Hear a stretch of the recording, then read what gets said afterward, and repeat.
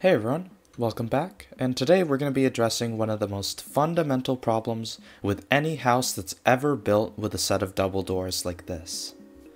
The reality is that though doors have been around for almost a decade and a half, they've always had this one fundamental issue, and is that if you decide to put them together like this, you essentially deprive them of the ability to be even used like a door anymore.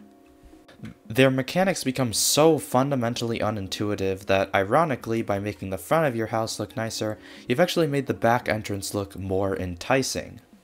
However, after sitting and thinking for a very long time, I've finally come up with a solution. An incredible idea to solve this problem forever.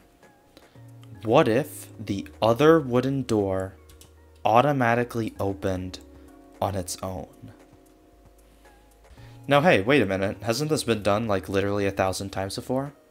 Hell, I've even made a video about it, where I designed this insane contraption that uses floating water in this container down here to detect when the door opens to instantly open the other one.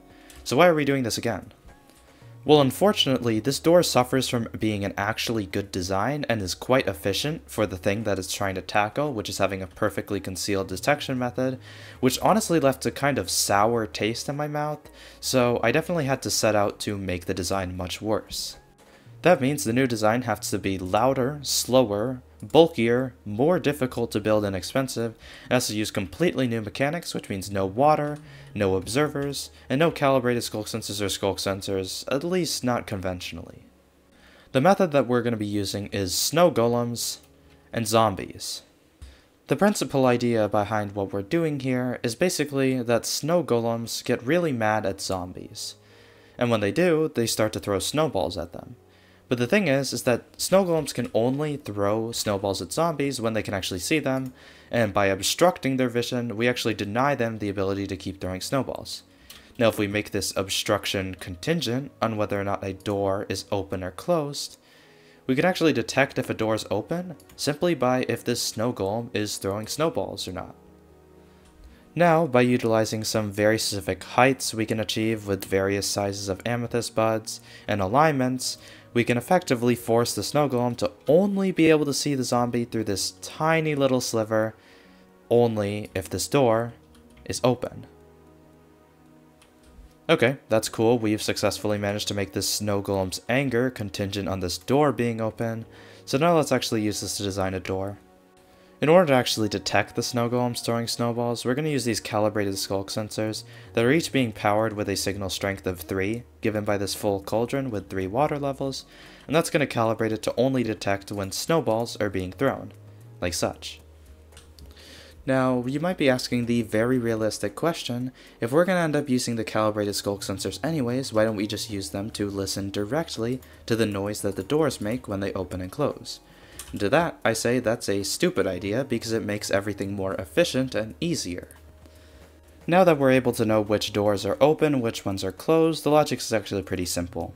The machine either wants both doors to be open, or both doors to be closed. And that's these two states, when they're intended to be open and they're open, and when they're intended to be closed and they're closed. Any other variation is basically when we flip one of the doors.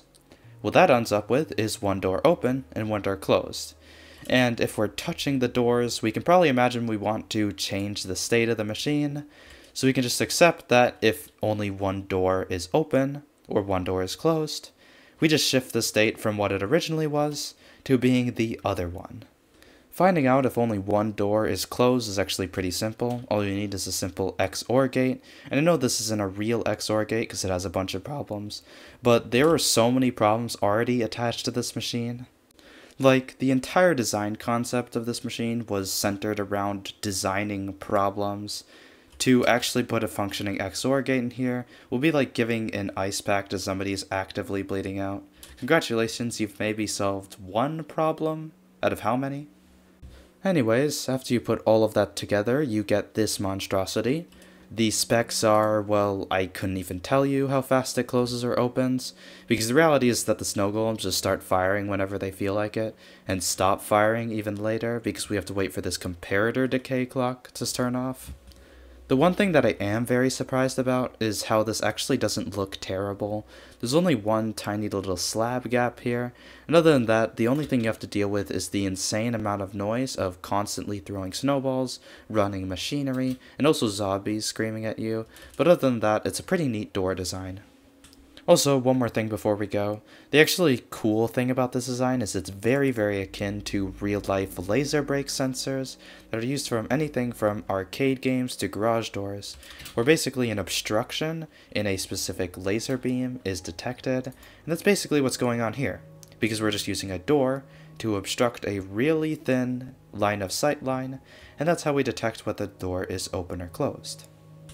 I decided to do the outro in this giant graveyard of beacon machine corpses, because this smaller video is sort of an intermediary video between now and the next big video, which will be about these giant rainbow beacon machines.